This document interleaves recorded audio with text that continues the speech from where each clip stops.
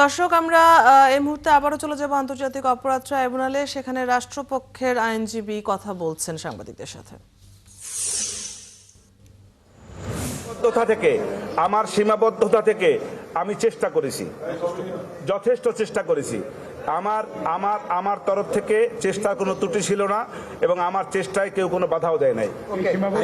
ধন্যবাদ। বিচার প্রক্রিয়া আপনি বলছেন যে কোনো অস্বচ্ছতা নাই, তার মানে স্বচ্ছ প্রক্রিয়া বিচার হয়েছে। আমি তো দেখি নাই। খালাস চাওয়ার ব্যাপারে আমি তো আগেই বলেছি যে আমি আমার দৃষ্টিতে দেখছি না কোনো অস্বচ্ছতা। এর বাহিরে কোনো অস্বচ্ছতা আছে কিনা সেটা আমার জানা নাই।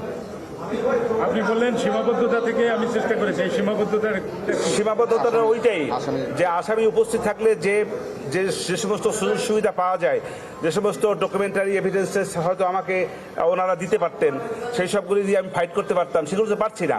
ওনার তথ্য দিয়ে সাহায্য করতে পারতেছেন। রাষ্ট্রপক্ষ এক জায়গায় এক ধরনের কোনো একটা ঘটনায় তারা যেভাবে বর্ণনা করেছে, এই বর্ণনার বাইরে হয়তো কোনো বর্ণনা থাকতে পারে, পিছনেও কোনো বর্ণনা থাকতে পারে, সেই সবগুলোতে আমি পাইনি। অতএব এই জায়গাটা থেকে আমার কিছু সীমাবদ্ধতা ছিল।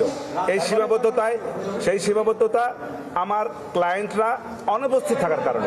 আপনার ক্লায়েন্টরা উপস্থিত থেকে ফাইট করলে মামলার রেজাল্টটা অন্যদিকে আরো ভালো হয়। আমি মামলার রেজাল্ট তো হয় না এখন, এটা কেন বলছেন? ভালো হতে পারত আমার আমার ট্রায়ালটা, আমার বিচার প্রক্রিয়াটা, আমার সাক্ষীদের জেরা জবানবন্দিটা হয়তো আরো বেটার হতো। আপনার মন্তব্য কি আমির ভাই? রাজসাক্ষীর কিন্তু সাজা চায়নি রাষ্ট্রপক্ষ। আমি তো রাজসাক্ষীর সাজা চাবো না, সে তো আসামি। আমি তাকে সাজা চাবো কেন?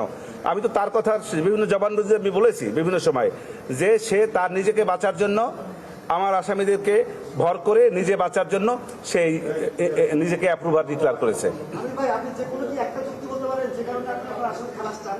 এইটার অনেকগুলি যুক্তি আছে। ধন্যবাদ সবাই।